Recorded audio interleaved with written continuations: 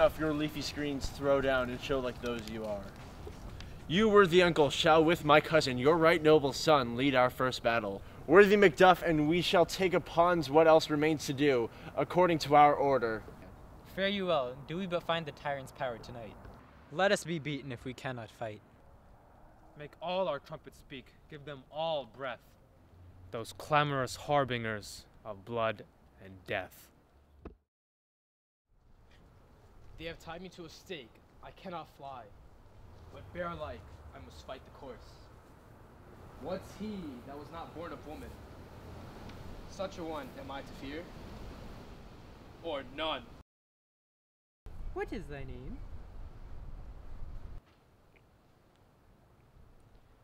Thou'lt be afraid to hear it. No.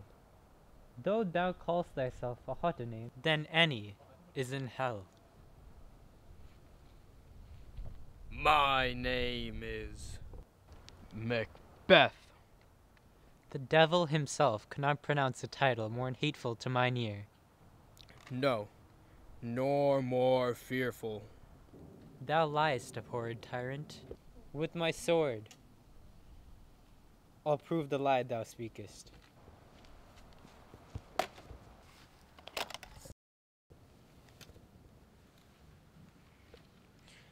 Thou wast born of woman, but swords I smile at, weapons laugh to scorn.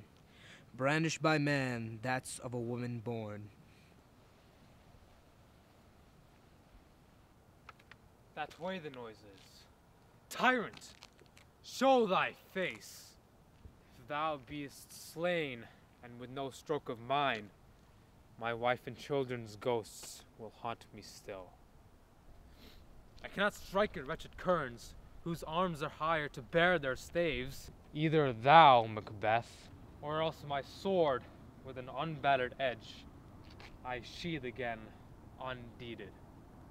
There thou shouldst be, by this great clatter, one of greatest note seems brooded. Let me find him, Fortune, and more, I beg not. This way, my lord. The castle is greatly rendered. The tyrant's people on both sides do fight. The noble thanes do bravely in the war. The day almost itself professes yours, and little is to do. We have met with foes that strike beside us. Enter, sir, the castle.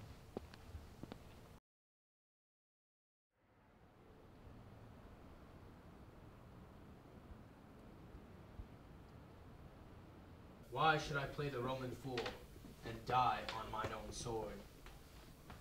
Whiles I see lives, the gashes do better upon them. Turn, hellhound, turn! Of all men else I have avoided thee, but get thee back. My soul is too much charged with blood of thine already. I have no words. My voice is in my sword, thou bloody villain, then terms can give thee out.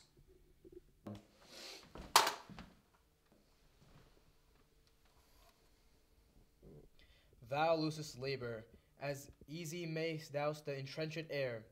With thy keen sword impress as make me bleed. Let fall thy blade on vulnerable crests. I bear a charmed life, which must not yield to one of woman born. Despair thy charm, and let the angel whom thou still hast served tell thee Macduff was from his mother's womb untimely ripped. Accursed be that tongue that tells me so, for it hath cowed my better part of man. And be these juggling fiends no more believed, that palter with us in a double sense, that keep the word of promise to our ear, and break it to our hope, I'll might fight with these. 1. Then yield thee, coward!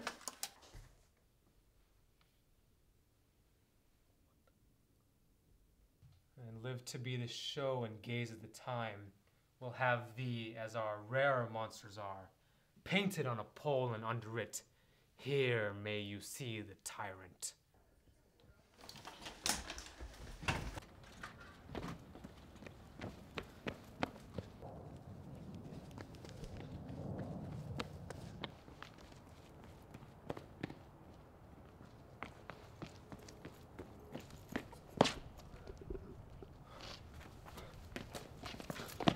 I will not yield to kiss the ground before young Malcolm's feet, and to be baited with the rabble's curse.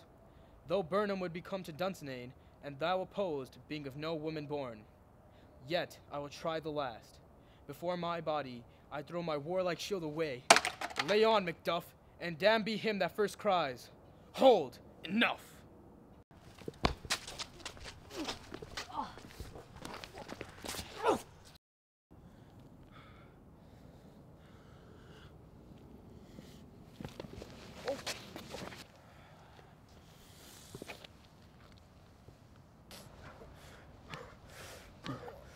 I would the friends we missed were safe arrived. Some must go off, and yet by these I see. So great a day, as this is chiefly bought. Macduff is missing. And your noble son. Your son, my lord, has paid a soldier's debt. He only lived but till he was a man.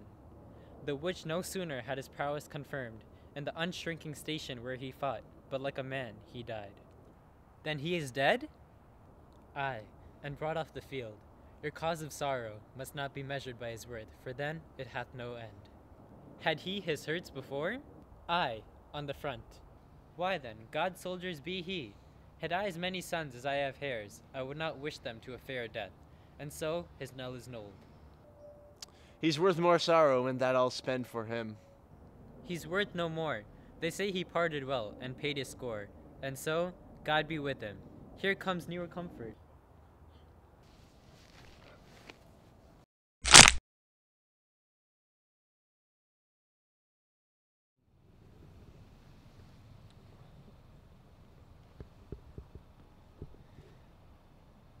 Hail, King, for so thou art. Behold where stands the usurper's cursed head. The time is free. I see thee compassed with thy kingdom's pearls, that speak my salutation in their minds, whose voices I desire aloud with mine. Hail, King of Scotland!